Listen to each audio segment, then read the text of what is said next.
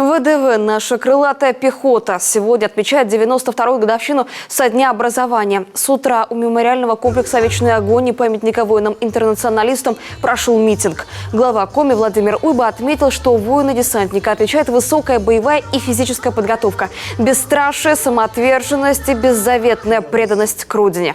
С первого дня существования крылатой пехоты ей доверяли самые ответственные и сложные задачи. Ведь для ВДВ невыполнимых задач нет. Свой героизм и мужество голубые береты показали в годы Великой Отечественной войны, а позднее при выполнении боевых задач в ходе вооруженных конфликтов. И сегодня десантники в авангарде российской армии.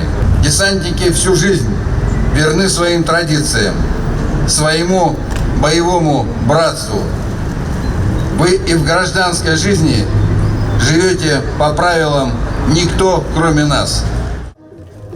После минуты молчания собравшиеся возложили цветы в память о погибших в военных конфликтах. Основные мероприятия ко дню ВДВ традиционно прошли в Карткиросе.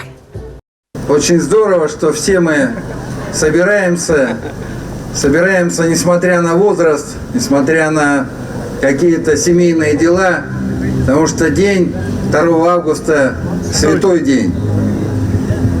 И очень важно, что все поколения, и те, кто ребята только отслужили, и те, кто прошел Афган, Чечню, локальные горячие точки, все в одном строю. Что отличает десантника от любого другого рода войск, от любого другого военного? Ну, в первую очередь, это, конечно, ответственность. Ответственность за себя, за своих товарищей, за тех, кто доверился и кого защищают воздушно-десантные войска. Свою родину, своих близких, детей, женщин, стариков –